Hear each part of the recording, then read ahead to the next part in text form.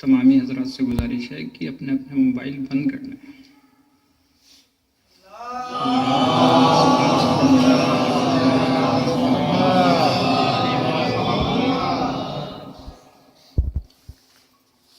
اعوذ باللہ من الشیطان الرجیم، بسم اللہ الرحمن الرحیم، الحمد للہ رب العالمین، والصلاة والسلام علی اشرف الانبیاء والمرسلین، ملقب بطہ و یاسین، محبوب رب المشرقین و رب المغربین، جد الحسن والحسین ابی القاسم محمد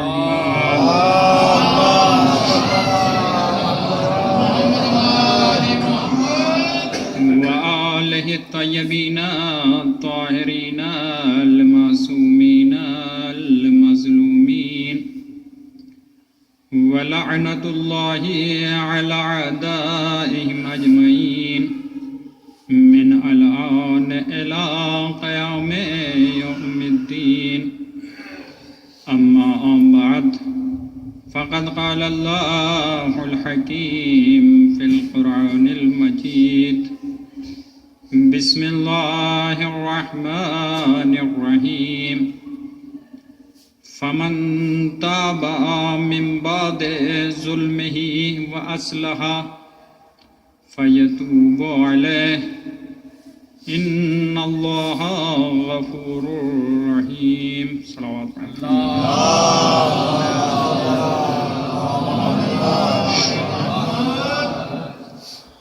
خالق کائنات، مالک ارض و سما، اپنی کتاب قرآن کریم میں ارشاد فرما رہا ہے، فمن تاب من بعد ظلمہ، جس شخص نے توبہ کی اپنے نفس کے اوپر ظلم کرنے کے بعد، وَأَصْلَحَ، اور عمل صالح انجام دیے، فَيَتُوبُ عَلَيْهِ، تو خالق کائنات اس کی توبہ کو قبول فرماتا ہے، ان اللہ غفور الرحیم، کہ بے شک خالق کائنات غفور بھی ہے اور رحیم بھی ہے۔ تو یہاں خالق کائنات نے توبہ کرنے والوں کے لیے شرط رکھی ہے، کس چیز کی؟ کہ اگر انسان گناہ کرے، اپنے نفس کے اوپر اپنے اوپر ظلم کرے، جب انسان گناہ کرتا ہے، معصیت پروردگار انجام دیتا ہے، تو اس کا نتیجہ کسی اور کو نقصان نہیں ہوتا ہے، خود اسی انسان کو اس کا نقصان ہوتا ہے، دنیا میں بھی اور آخرت میں بھی۔ تو جب انسان اپنے نفس کے اوپر اپنے اوپر ظلم کرتا ہے، تو اس ظلم کے بعد اگر وہ توبہ کرنا چاہتا ہے، تو خالق کائنات نے توبہ قبول ہونے کے لیے کیا شرط رکھی؟ کہ وہ عمل صالح انجام دے۔ اگر انسان فقط توبہ کرتا رہے اور عمل صالح انجام نہ دے، تو اس کی توبہ قبول نہیں ہونے والی ہے۔ اس لیے کہ آیت میں آیا ہے کہ جس شخص نے توبہ کی اور عمل صالح انجام دیے تو ہم اس کی توبہ کو قبول فرماتے ہیں، اور اگر عمل صالح انجام نہ دیے، فقط توبہ کرتا رہا، تو اس کی توبہ قبول ہونے والی نہیں ہے۔ تو اب ہمارے لیے ضروری ہے کہ ہم معصیت پروردگار گناہگار ہیں، معصیت پروردگار انجام دیتے ہیں، اگر ہم بارگاہ پروردگار میں آئیں تو کس طرح سے توبہ کریں؟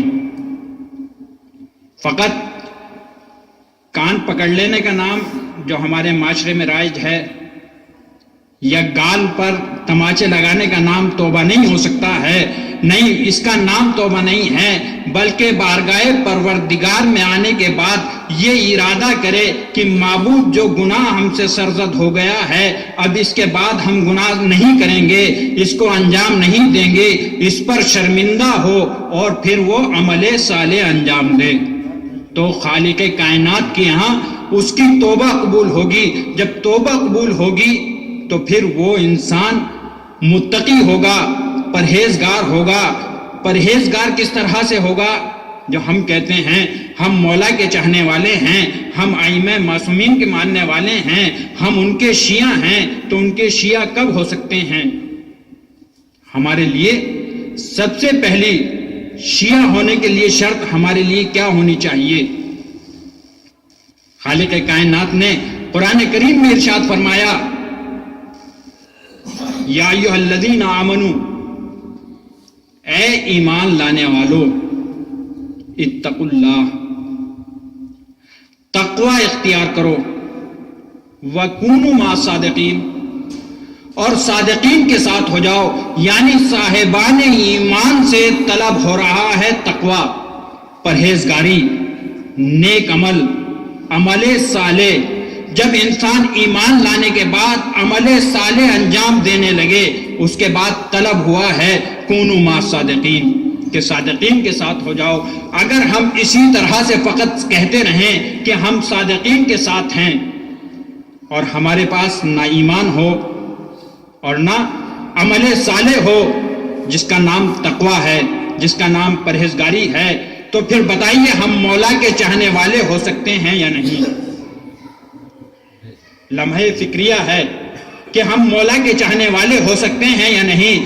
اگر ہم سے معصیت ہوئی ہے اور ہم بارگاہ پروردگار میں توبہ کرنے کے لیے آئے ہیں، اگر ہم عمل صالح انجام نہیں دے رہے ہیں، تو پھر بتائیے ہماری توبہ قبول ہو سکتی ہے یا نہیں؟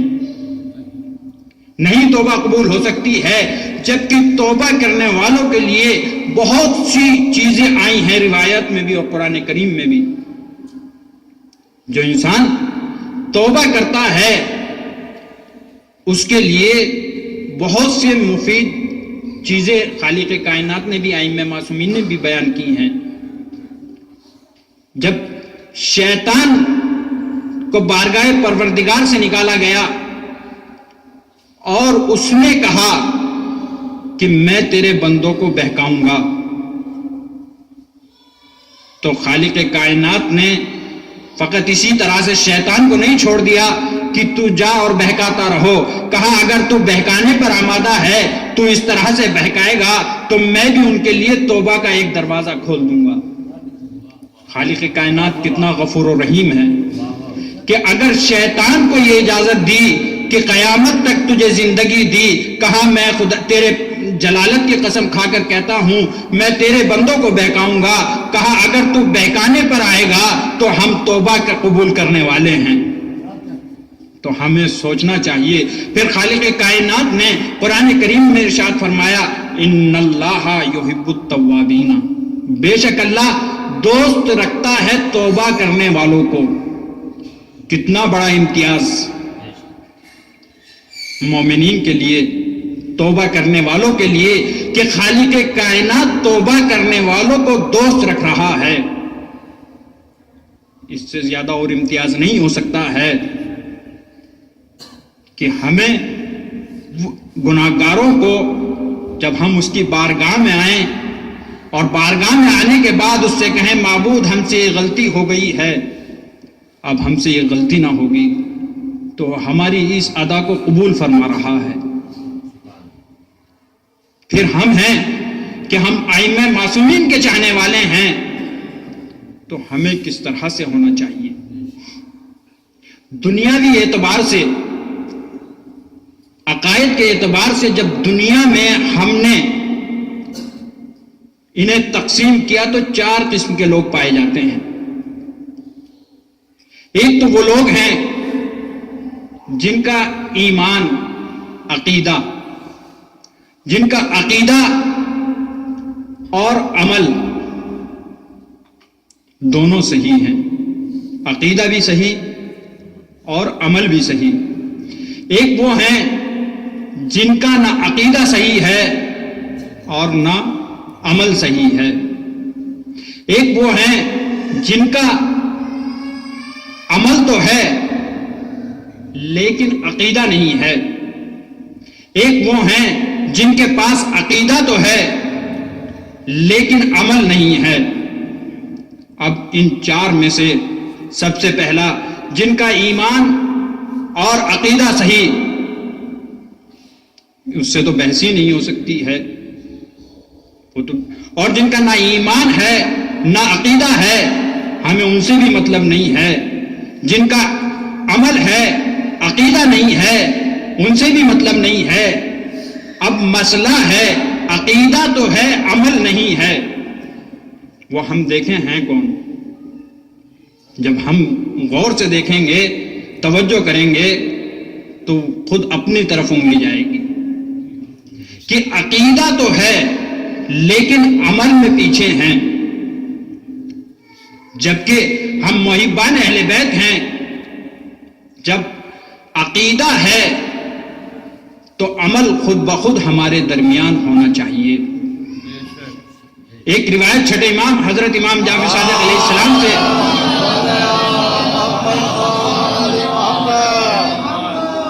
کسی چاہنے والے نے امام سے پوچھا، مولا آپ یہ بتائیے کہ ہم نے دشمنوں کو بھی دیکھا اور بہت سے آپ کے چاہنے والوں کو بھی دیکھا، سب کو نہیں کہا، کہا دشمن عمل میں بہت آگے ہے لیکن آپ کے چاہنے والے عمل میں پیچھے کیوں ہیں؟ کس سے سوال ہو رہا ہے؟ چھٹے امام سے سوال ہو رہا ہے کہ آپ کے چاہنے والے عمل میں پیچھے ہیں بہت سے، جبکہ امام کا چاہنے والا حقیقی معنی میں جو امام کا چاہنے والا ہے وہ عمل میں بھی پیچھے نہیں ہو سکتا ہے۔ امام نے جواب دیا، جواب سنیے امام کا۔ امام نے جواب دیا کہ شیطان بندوں کو بہکاتا ہے، شیطان جانتا ہے کس طرح سے کہاں پر حملہ کرنا ہے، کس طرح سے کسے بہکانا ہے۔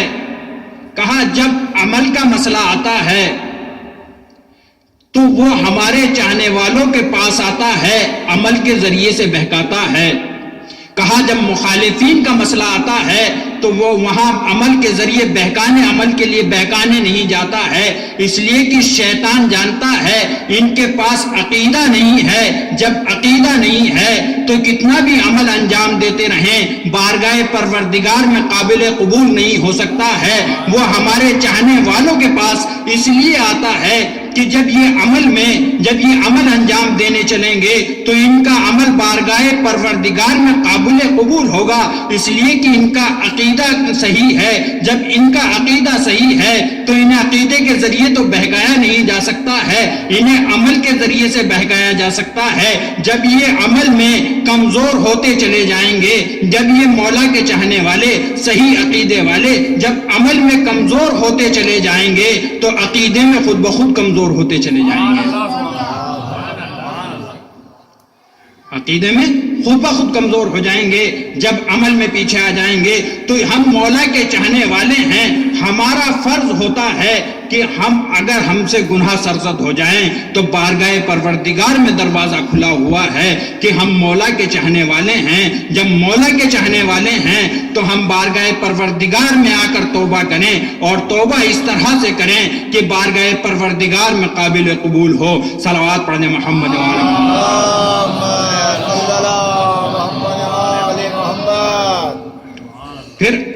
ہمارے چھٹے امام حضرت امام جعفر صادق علیہ السلام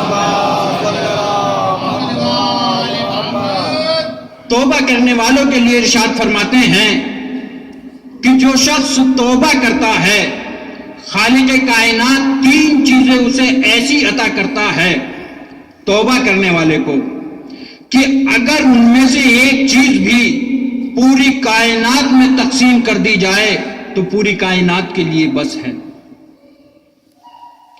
3 چیزوں میں سے ایک چیز بھی اگر پوری کائنات میں پورے انسانوں کے اوپر اجنہ کے اوپر تقسیم کر دی جائے تو سب کے لیے کافی ہو جائے گی. وہ 3 چیزیں کیا ہیں؟ مولا نے سب سے پہلے ارشاد فرمایا کہ جو شخص توبہ کرتا ہے تو خالق کائنات قرآن کریم میں ارشاد فرماتا ہے ان اللہ یحب التوابین، خالق کائنات توبہ کرنے والے کو دوست رکھتا ہے جس کا خالق کائنات دوست ہو جائے. اگر یہ دوستی پوری دنیا میں پورے انسانوں پر خالق کائنات کی پورے اجنہ پر تقسیم کر دی جائے تو پورے انسانوں کے لیے بس ہے، پوری کائنات کے لیے بس ہے. دوسرے امام نے ارشاد فرمایا کہ توبہ کرنے والوں کے لیے خالق کائنات ملائکہ کو حکم دیتا ہے کہ ملائکہ اس بندے مومن کی طرف سے استغفار کریں، اس کی طرف سے تسبیحات کریں کہ ہم اس کے نامہ اعمال میں لکھی جائے.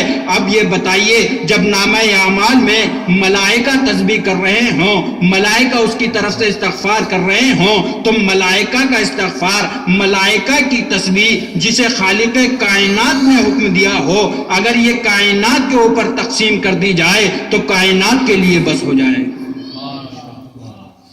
پھر تیسری چیز مولا نے ارشاد فرمائی کہ توبہ کرنے والے کے لیے خالق کائنات ملائکہ کو حکم دیتا ہے کہ اس کے نامہ اعمال سے برائیاں تمام ختم کر دی جائیں، فقط نامہ اعمال میں نیکی نیکی رہ جائے. جب وہ توبہ کرتا ہے اس کے نامہ اعمال سے برائیاں ختم ہو جاتی ہیں، گناہ ختم ہو جاتا ہے تو اب وہ انسان اس طرح سے ہوتا ہے کہ وہ جیسے ابھی ماں کے پیٹ سے پیدا ہوا ہو. اب وہ گناہگار نہیں ہے بلکہ معصوم کی طرح ہے. اب یہ معصومیت اگر پوری کائنات میں تقسیم کر دی جائے تو یہ کائنات کے لیے بس ہے. صلوات پڑھ دے محمد.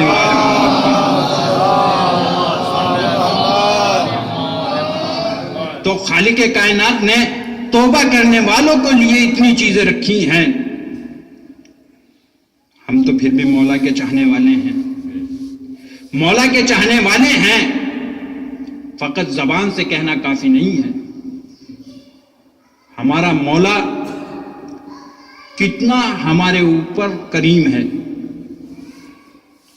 روایات میں آیا ہے کہ جتنا ماں باپ اپنی اولاد سے محبت کرتی ہے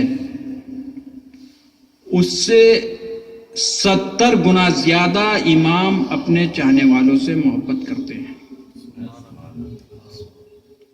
اور جتنا امام اپنے چاہنے والوں سے محبت کرتے ہیں اس سے 70 گنا زیادہ پروردگار اپنے مومن بندے سے محبت رکھتا ہے.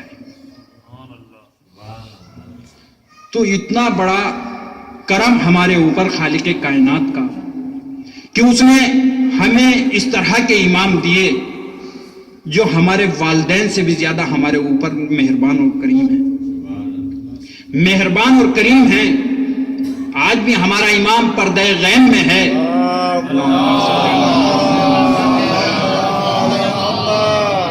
آج بھی ہمارے اوپر اس کا لطف و کرم موجود ہے. اگر امام کا لطف و کرم نہ ہوتا تو آج ہم یہاں پر نہ بیٹھے ہوئے ہوتے.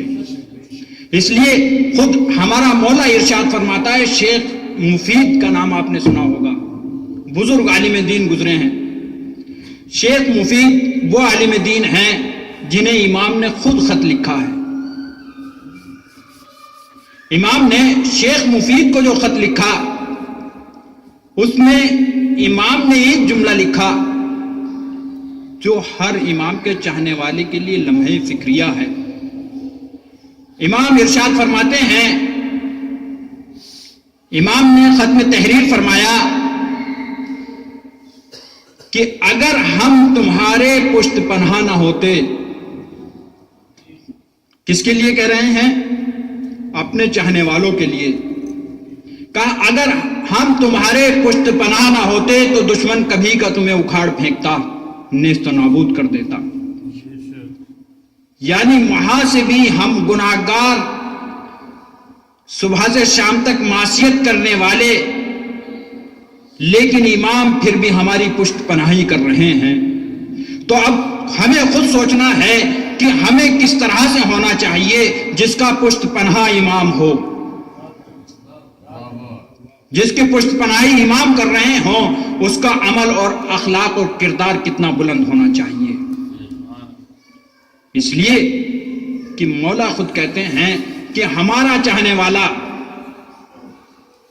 اگر کسی ایک شہر میں، بڑا شہر ہو اور اس میں فقط ایک ہو، فقط ایک ہمارا چاہنے والا اس میں زندگی بسر کر رہا ہو، تو وہ اپنے اخلاق اور کردار کے ذریعے سے پہچانا جانا چاہیے. تو ہمارا اخلاق اور کردار کو کتنا بلند ہونا چاہیے، ہم کس امام کے چاہنے والے ہیں، ہمارا کون امام ہے. اس طرح سے لطف و کرم فرماتے ہیں، لیکن اسی کے ساتھ ساتھ ہمارا مولا ہم سے یہ نہیں دیکھنا چاہتا کہ ہم کبھی بھی برائیوں میں ملوث ہوں، یا اپنے ایک بھائی دوسرے بھائی کے لیے کام نہ آئے. مولا اس پہ غضبناک ہو جاتے ہیں. ساتویں امام حضرت امام موسیٰ کاظم علیہ السلام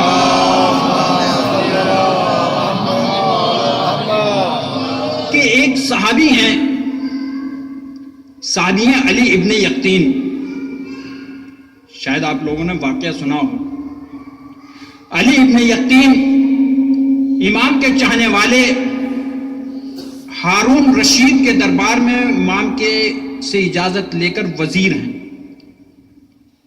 مولا نے کس شرط پر اجازت دی وزارت کی کہ وزارت قبول کر لو دشمن کے دربار میں؟ کہا اگر تم اپنے مومن بھائی کے کام آ سکو تو دربار میں وزارت قبول کر لو. علی ابن یقطین نے وزارت قبول کر لی. علی ابن یقطین کو مولا کس طرح سے چاہتے ہیں، مولا خود ارشاد فرماتے ہیں ہم مدینے سے مکے کا سفر کر رہے تھے، راستے میں علی ابن یقطین کی یاد آئی. جب علی ابن یقطین کی یاد آئی تو امام کہتے ہیں کہ مدینے سے مکے کا سفر کٹ گیا، ہم علی ابن یقطین کے لیے دعائے خیر کرتے رہے. کیسا چاہنے والا علی ابن یقطین ہے، اور امام کس طرح سے چاہ رہے ہیں. کتنا بندہ مومن ہے کہ امام جس کے لیے اس طرح سے دعائے خیر کر رہے ہیں، لیکن امام نے کے پاس ایک اور صحابی آیا امام کا چاہنے والا، ابراہیم، جو کوفے کے رہنے والے تھے. کہا مولا علی ابن یقطین دربار میں ہمارا کام ہے، آپ سفارش کر دیں، آپ سفارش کر دیں. مولا نے سفارش نہیں کی. مولا نے علی ابن یقطین کو خط نہیں لکھا. مولا نے علی ابن یقطین کو نہ خط لکھا نہ سفارش کی. ابراہیم سے کہا تمہارا برادر مومن ہے، جاؤ تمہارے کام کو انجام دے گا. ابراہیم چلے گئے. ابراہیم جب گئے تو دربار کے کام میں علی ابن یقطین اس طرح سے مشغول ہیں، ابراہیم کی بات نہیں سنی، ابراہیم کا کام حل نہیں کیا. ابراہیم مایوس ہو کر پھر امام کی خدمت میں آئے. مولا انہوں نے تو ہماری بات ہی نہیں سنی، مولا انہوں نے تو ہمارا کام ہی انجام نہیں دیا. کہا کوئی بات نہیں، اگر کام انجام نہیں دیا. امام نے نہ ابراہیم پر علی ابن یقطین پر اس وقت تنبیہ کی. جب علی ابن یقطین حج کے لیے آئے، حج سے واپسی کے بعد امام کی خدمت میں پہنچے، امام سے ملاقات کے لیے۔ اب ذہن میں رہے کہ کون علی ابن یقطین ہیں؟ وہی ابن علی یقطین جس کے لیے امام مدینے سے مکے کا سفر کر رہے ہیں اور اس کے لیے دعائے خیر کر رہے ہیں۔ جیسے ہی علی ابن یقطین نے آ کر امام سے ملاقات کرنا چاہی، امام سے بات کرنا چاہی، امام نے بات نہیں کی، امام نے منہ پھیر لیا۔ علی ابن یقطین مولا کا چاہنے والے ہیں، کہا مولا ایسی مجھ سے کون سی غلطی ہو گئی جس کی وجہ سے آپ ناراض ہیں؟ مولا جلدی بتائیے، جلدی مجھ سے راضی ہو جائیے، مجھ سے بتائیے کہ کون سی ایسی غلطی ہوئی تاکہ میں آپ سے معافی مانگ سکوں۔ کہا ابراہیم، علی ابن یقطین، اگر تمہارے پاس ابراہیم جیسے کے لیے فرصت نہیں ہے، ابراہیم جیسے کے لیے تمہارے پاس ٹائم نہیں ہے، تو تم جیسوں کے لیے ہمارے پاس بھی وقت نہیں ہے۔ کتنا سخت مرحلہ! ابراہیم جیسے کے لیے تمہارے پاس ٹائم نہیں ہے، وقت نہیں ہے، تو اے علی ابن یقطین تمہارے لیے ہمارے پاس وقت نہیں ہے۔ کہا مولا مجھے معاف کر دیجئے، میں اب میرے سے اس طرح کی اب غلطی نہیں ہوگی۔ کہا علی ابن یقطین اتنے ابراہیم معاف نہیں کریں گے، اتنے ہم معاف نہیں کر سکتے۔ تو یہ لمحے فکریہ ہے کہ مولا اگر ہم کسی بندے مومن کا کام انجام دے سکتے ہیں کسی مقام پر پہنچنے کے بعد، اگر ہم وہ مقام پر پہنچنے کے بعد بندے مومن کا کام انجام نہیں دے رہے ہیں تو سمجھنا مولا ہم سے راضی نہیں ہو سکتا ہے۔ مولا تبھی راضی ہوں گے کہ ہمارے ہاتھ میں کوئی کام ہو اور ہم کسی بندے مومن کے کام آ سکیں۔ اگر ہم بندے مومن کے کام آ گئے تو ہمارا مولا خود بخود ہم سے راضی ہو جائے گا، اور اگر ہم نے بندے مومن کو ایسے ہی واپس کر دیا، ہو سکتا تھا ہم کر دیں لیکن نہیں کیا، تو مولا ہم سے ناراض ہو جائے گا۔ پھر ابراہیم علی ابن یقطین نے فوراً مولا کے آگے ہاتھ جوڑے، اور ہاتھ جوڑنے کے بعد کہا مولا ابراہیم تو کوفے کے رہنے والے ہیں، ہم اس وقت مدینے میں ہیں، ہم یہاں سے کوفہ جائیں گے، کوفے سے مدینے آئیں گے، ایک عرصہ لگے گا، مولا اتنے عرصے آپ ہم سے ناراض رہیں گے، ہمیں یہ برداشت نہیں ہو سکتا ہے۔ کہا ابراہیم علی ابن یقطین اگر تم اس طرح سے توبہ کرنے پر آمادہ ہو، اس طرح سے ان سے معذرت کرنے کے لیے آمادہ ہو تو یہ مشکل کام نہیں ہے، یہ چند مہینوں کا سفر ہم منٹوں میں تمہارے سے طے کرا سکتے ہیں۔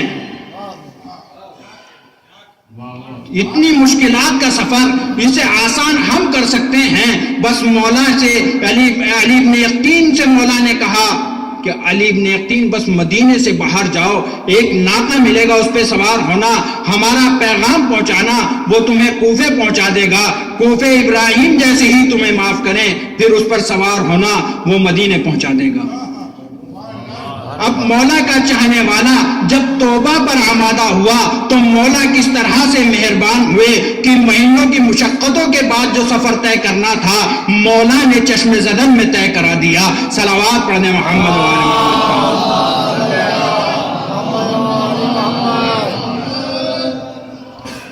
ابراہیم علی ابن یقطین ابراہیم کی خدمت میں پہنچے، کہا ابراہیم ہمیں معاف کر دو، تمہاری وجہ سے ہمارا مولا ہم سے ناراض ہے۔ کہا تم رئیس آدمی، تم وزیر آدمی، ہمارے دروازے پہ کیسے ہم سے مذاق کر رہے ہو؟ کہا نہیں ابراہیم جلدی باہر آؤ۔ ابراہیم باہر آئے، کہا دیکھا علی ابن یقطین کھڑے ہیں، کہا کیا بات ہے؟ کہا مولا ہمارا تمہاری وجہ سے ناراض ہو گیا ہے، لہذا ہمیں معاف کرو۔ کہا جاؤ تمہیں معاف کر دیا۔ کہا ایسے نہیں معافی چاہتا ہوں بلکہ نشانی لے کر جانا چاہتا ہوں کہ ابراہیم نے ہمیں معاف کر دیا ہے۔ کہا کیا نشانی چاہتے ہو؟ کہا ہم زمین پر اپنا سر رکھتے ہیں، اپنا رخسار رکھتے ہیں، دوسری طرف تم اپنا پیر رکھو تاکہ خاک آلود چہرہ امام کی خدمت میں لے کر جاؤں کہ ابراہیم نے مجھے معاف کر دیا ہے۔ جب ہم ایسے بن جائیں تو سمجھنا ہم سے مولا راضی ہو گیا ہے۔ اور پھر ہر امام کا چاہنے والا خود سوچے کہ ہر امام کے چاہنے والے کے نامہ اعمال ہر جگہ مومنین کے درمیان روزے شب جمعہ جمعرات کا دن شب جمعہ میں بہت زیادہ اہتمام ہوتا ہے، اور بھی کچھ نہیں تو کم از کم حدیث کے ساتھ تو پڑھتا ہی ہے.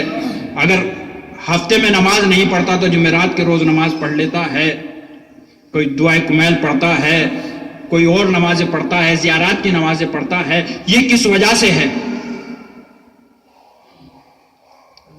یہ تمام اہتمام اس رات میں کیوں ہوتا ہے؟ کبھی سوچا اسی رات میں ہم کیوں اہتمام کرتے ہیں؟ کیوں ہمارے علماء نے اس کی فضیلتیں بیان کی ہیں کہ اس شب میں زیارت پڑھی جائیں، اس شب میں حدیث قصہ پڑھی جائے، دعائے کمیل پڑھی جائیں، نماز زیارات پڑھی جائیں، نذر دی جائے. یہ تمام چیزیں اسی شب میں کیوں ہوتی ہیں؟ معلوم ہے کس وجہ سے یہ تمام چیزیں ہیں. یہ اس وجہ سے ہوتی ہیں کہ ہر بندہ مومن کا نامہ اعمال ہر شب جمعہ امام کی خدمت میں پہنچتا ہے. جب امام کی خدمت میں پہنچتا ہے نامہ اعمال، جب امام اپنے چاہنے والے کا نامہ اعمال دیکھتے ہیں، اگر اس میں نیکیاں ہوتی ہیں تو مولا خوش ہو جاتے ہیں، اور اگر اس میں گناہ ہوتے ہیں، اس میں برائیاں ہوتی ہیں تو ہمارا امام رنجیدہ ہوتا ہے. اب ہر انسان، ہر مومن، ہر انسان یہ سوچے کہ اپنے امام کو خوش کرنا چاہتا ہے یا اپنے امام کو رنجیدہ کرنا چاہتا ہے. اگر امام کو خوش دیکھنا چاہتا ہے تو اپنے عمل کو صحیح کرے، اپنے کردار کو صحیح بنا لے، اپنے اخلاق کو اچھا بنا لے، تاکہ نامہ اعمال میں نیکیاں ہی نیکیاں جائیں جب امام کی خدمت میں جائیں، اور ہمارا امام نامہ اعمال کو دیکھنے بعد ہم پر فخر کرے کہ یہ ہمارا چاہنے والا ہے. کہیں ایسا نہ ہو کہ ہمارے امام کی خدمت میں جب ہمارا نامہ اعمال پہنچے تو اس میں برائیاں ہی برائیاں بھری ہوئی ہوں، اور جب ہمارا امام نامہ اعمال کو دیکھے تو نامہ اعمال دیکھنے کے بعد رنجیدہ ہو جائے. جب امام رنجیدہ ہوگا تو پھر بتائیے ہم امام کے کیسے چاہنے والے ہیں؟ بلکہ ہم امام کے چاہنے والے کو تو ایسا ہونا چاہیے مختار ثقفی جیسا کہ جب امام کو اتنے 35 سال سے امام کو روتا ہوا، امام کو روتے ہوئے امام کو اپنے اعمال سے، اپنے کردار سے امام کو مسکرا دے. واقعی کربلا کے بعد ہمارا چوتھا امام کبھی مسکرایا نہیں ہے، کبھی، لیکن کب مسکرائے؟ جب مختار کا عمل ان کے سامنے پہنچا. دشمنوں کے سر جو مختار نے قلم کیے ہیں جب امام کی خدمت میں پہنچے تو امام مسکرائے. تو امام کا، جب ہم امام کے چاہنے والے ہیں تو کم از کم مختار ثقفی جیسا تو ہمیں ہونا چاہیے کہ ہم اپنے کردار سے امام کے کو کم از کم خوش کر دیں، نہ کہ امام کو رنجیدہ کریں. جب ہم اس طرح سے عمل کریں گے اپنے امام کو کرنے کے لیے، تو پھر جو قرآن کریم کی آیت آئی ہے، یا ایھا الذین آمنوا اتقوا اللہ، اے صاحبان ایمان تقوی اختیار کرو، کونوا مع الصادقین، تو پھر یہ صادقین کے ساتھ ہو جاؤ. یہ ہم پر صادق آئے کہ ہم صادقین کے ساتھ ہیں. نہیں تو ہم فقط زبان سے کہتے رہیں گے ہم مولا کے چاہنے والے ہیں، ہم مولا کے ماننے والے ہیں، اور پھر کیا ہوگا؟ پھر یہ ہوگا کہ جب روز محشر ہوگا ہم کہیں گے ہم مولا کے چاہنے والے تھے. مولا کہیں گے کون سا عمل ایسا انجام دیا جو ہمارے چاہنے والوں کا تھا؟ پھر وہاں سے واپسی نہیں ہے، پھر وہاں سے ہم واپس نہیں آ سکتے ہیں کہ مولا اب عمل انجام دے لیں گے اور اب ہمیں معاف کر دیں. دیکھیں ذاکرین آتے ہیں اور پڑھ کر چلے جاتے ہیں. واقعی مولا کا چاہنے والا ہونا ایک امتیاز رکھتا ہے، لیکن واقعی حقیقت میں ہم مولا کے چاہنے والے ہو جائیں تب امتیاز رکھتا ہے. ایسا نہیں ہے کہ ہم مولا کے چاہنے والا ہو اور بے نمازی ہو. یہ نہیں ہو سکتا ہے کہ مولا کا چاہنے والا ہو اور جھوٹ بولنے والا ہو. مولا خود ارشاد فرماتے ہیں کہ ہمارا چاہنے والا سب کچھ ہو سکتا ہے مگر جھوٹا نہیں ہو سکتا ہے. تو ہمیں خود سوچنا چاہیے کہ ہم مولا کے چاہنے والے ہیں. پھر چھٹے امام حضرت امام جعفر صادق علیہ السلام نے ارشاد فرمایا جو ہم سنتے ہیں اور پڑھتے ہیں اور ہے بھی صحیح، روایات بھی آئی ہیں کہ روز محشر ائمہ معصومین ہماری شفاعت کرائیں گے، بے شک کرائیں گے. لیکن یہ یاد رہے کہ ائمہ معصومین خود رسول نے ارشاد فرمایا کہ اولنا محمد و اوسطنا محمد و آخرنا محمد. ہم میں کل کے کل محمد ہیں، ہمارا پہلا بھی محمد ہے، درمیانی بھی محمد ہے، آخر بھی محمد ہے. یعنی جو پہلا کہہ رہا ہے، جو پہلے کی بات ہے وہی درمیانی کی ہوگی، جو درمیانی کی بات ہے وہی آخر والے کی ہوگی. ایسا نہیں ہے کسی ایک امام کی بات میں کوئی تضاد آ جائے، بلکہ جس طرح سے جو حکم امام اول کا ہے وہی حکم امام دوم کا ہے، وہی حکم چھٹے امام کا ہے، وہی حکم آخری امام کا ہے. جب ہمیں یہ روایت آئی ہیں اور ائمہ معصومین نے شفاعت کی ذمہ داری لی ہے تو انہی ائمہ معصومین نے یہ بھی تاکید کی ہے. ہمارے صادق آل محمد ارشاد فرماتے ہیں، وصیت کرتے ہیں آخری وقت میں اپنے تمام چاہنے والوں کو جو اس وقت وہاں پہ جمع کیا، عزیز و اقارب کو جمع کیا. معلوم ہے کیا وصیت کی؟ مولا نے وصیت کی کہ یاد رکھنا بے نمازی کو ہماری شفاعت نصیب نہیں ہوگی. امام نے کیا کہا؟ بے نمازی کو ہماری شفاعت نصیب نہیں ہوگی. آپ ہم خود سوچیں، چھٹے امام نے ارشاد فرمایا بے نمازی کو ہماری شفاعت نصیب نہیں ہوگی. یہ نہیں کہا میری، ہماری، یعنی کسی ایک معصوم کی. اور جو پہلے امام نے کہہ دیا وہی چھٹے امام کا حکم ہے. یعنی اس کا مطلب یہ ہے جب چھٹے نے کہا یعنی پہلے نے بھی یہی کہا، پہلے کا بھی حکم یہی ہے، دوسرے کا بھی یہی حکم ہے، تیسرے کا بھی یہی حکم ہے، آخر کا بھی یہی حکم ہے. سب کا وہی حکم ہے کہ بے نمازی کو کسی معصوم کی شفاعت نصیب نہیں ہو سکتی ہے. اب ہمیں اگر ائمہ معصومین کی شفاعت چاہیے تو ہمیں نمازی بھی بننا ہوگا. اگر ہمیں مولا کا چاہنے والا بننا ہے تو ہمیں صادق بھی بننا ہوگا، جبھی ہم صحیح معنوں میں امام کے چاہنے والے ہیں. صلوات پڑھنے محمد.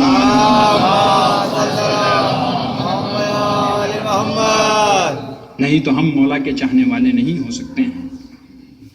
پھر دوسری جگہ پر امام ارشاد فرماتے ہیں ہمارے چاہنے والوں کو دو باتوں کے ذریعے سے پہچانو. نماز کے اوقات کی پابندی. پہلی بات نماز کے اوقات کی پابندی، دوسرے آپس کی مالی ہمدردی. اگر یہ دو چیزیں پائی جا رہی ہیں تو ہمارا چاہنے والا ہوگا، اور اگر یہ دو چیزیں نہیں پائی جا رہی ہیں تو ہمارا چاہنے والا نہیں ہو سکتا ہے. تو یہ اتنی احادیث آئی ہیں، جبکہ مولا کی اس طرح سے احادیث آئی ہیں شیعت کے لیے، اپنے چاہنے والوں کے لیے مولا نے اس طرح سے ارشاد فرمایا ہے. جہاں یہ حدیث آئی ہیں اگر ہم صحیح معنی میں مولا کے چاہنے والے بن جائیں، ائمہ معصومین کے چاہنے والے بن جائیں، جو حدیث قصہ ہم کم از کم ہر روز نہیں تو ہفتے میں ایک بار تو پڑھ ہی لیتے ہیں. حدیث قصہ کیا ہے؟ حدیث قصہ میں اہل بیت کی طہارت کا اعلان کیا گیا ہے. اہل بیت کی طہارت کا اعلان ہے جسے ہم اتنی تاکید کے ساتھ پڑھتے ہیں، جو جہاں اتنی روایتیں آئی ہیں کہ ہمارا چاہنے والا ایسا ہوگا، ہمارا چاہنے والا ایسا ہوگا، وہ شیعہ ہوگا. اس کے بعد جب حدیث قصہ آپ پڑھیں تو وہاں پر دیکھیں گے جہاں اہل بیت کی طہارت کا اعلان ہوا ہے وہیں ہمارے مولا نے ارشاد فرمایا ہے انا و شیعتنا ہم الفائزون. یعنی ایک طرف اہل بیت کی طہارت کا اعلان ہو رہا ہے، دوسری طرف اپنا اور اپنے شیعوں کی کامیابی کا اعلان کر رہے ہیں کہ ہم کامیاب ہیں اور ہمارے شیعہ کامیاب ہیں۔ تو ہمیں سوچنا چاہیے کہ ہم حقیقی معنی میں اگر امام کے چاہنے والے بن جائیں تو حدیث قصہ میں جو امام نے ارشاد فرمایا ہے کہ ہم اور ہمارے شیعہ کامیاب ہیں، تو وہ ہمارے اوپر مصداق ہو سکتی ہے، نہیں تو ہمارے اوپر مصداق نہیں آ سکتی ہے۔ اگر ہم صحیح معنی میں جو ہماری علامتیں بتائی ہیں ہم میں وہ علامتیں نہ پائی جائیں تو پھر ہم کس طرح کے شیعہ ہیں؟ ہمیں شیعہ اس طرح سے ہونا چاہیے جس طرح سے ہمارا امام ہمیں دیکھنا چاہتا ہے، اور کس طرح سے پھر اپنے چاہنے والوں کو امام چاہتے ہیں۔ کہتے ہیں جو ہم نے سب سے پہلے کہا تھا کہ ماں باپ سے 70 گنا زیادہ محبت کرم ہمارے امام ہم پر فرماتے ہیں۔ کس طرح سے فرماتے ہیں کہ امام آخری وقت میں بھی ہمیں یاد فرماتے ہیں۔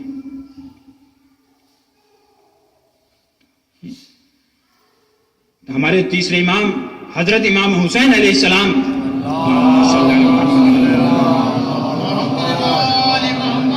جب آخری رخصت کے لیے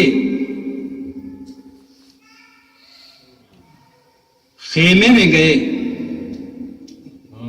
اور خیمے میں پہنچنے کے بعد سید سجاد سے آخری رخصت چاہیے، تو امام نے اس وقت بھی آپ لوگوں کو یاد کیا، ہمیں یاد کیا۔ کس طرح سے یاد کیا؟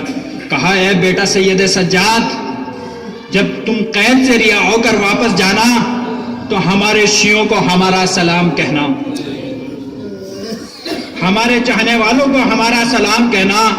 پھر کہا اے میرے بیٹا سید سجاد، دیکھو جب تم واپس جانا اور ہمارے شیعوں کو ہمارا سلام پہنچا دینا، اور سلام کے بعد کہنا اے ہمارے شیعوں، جب کبھی ٹھنڈا پانی پینا تو ہماری پیاس یاد کر لینا۔ پھر امام کربلا ہی کے میدان میں آخری وقت میں اپنے چاہنے والوں کو یاد فرماتے ہیں اے ہمارے شیعوں، اگر تم کربلا میں ہوتے تو دیکھتے کہ ہم چشمہ علی اصغر کے لیے کس طرح سے پانی مانگ رہے تھے۔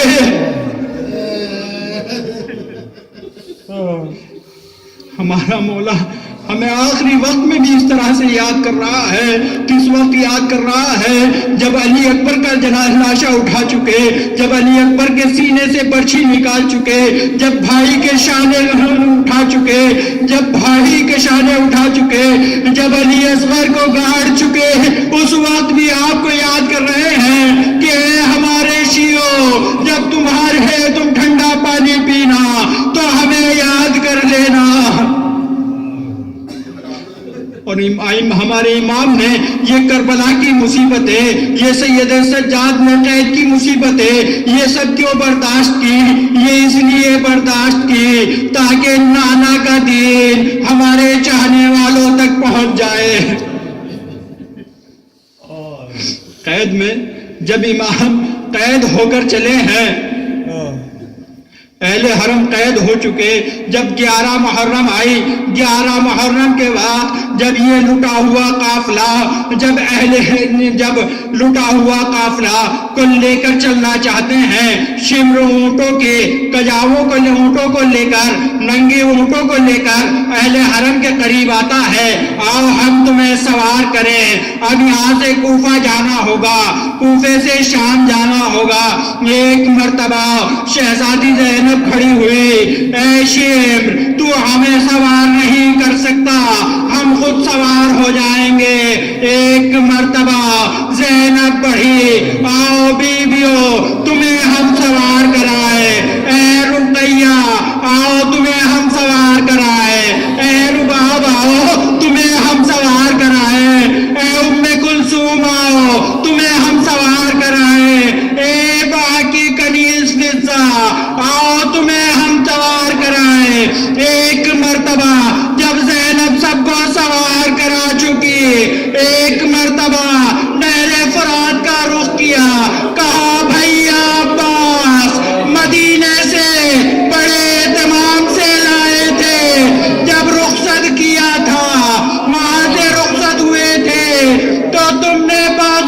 تھاما تھا، علی اکبر نے زانوئے ادب طے کیا تھا جب ہم سوار ہوئے تھے، آؤ عباس ہمیں سوار کراؤ، آؤ علی اکبر آؤ ہمیں سوار کراؤ، اب ہم کوفہ جاتے ہیں۔ انا للہ و انا الیہ راجعون۔ سيعلم الذين ظلموا أي منقلب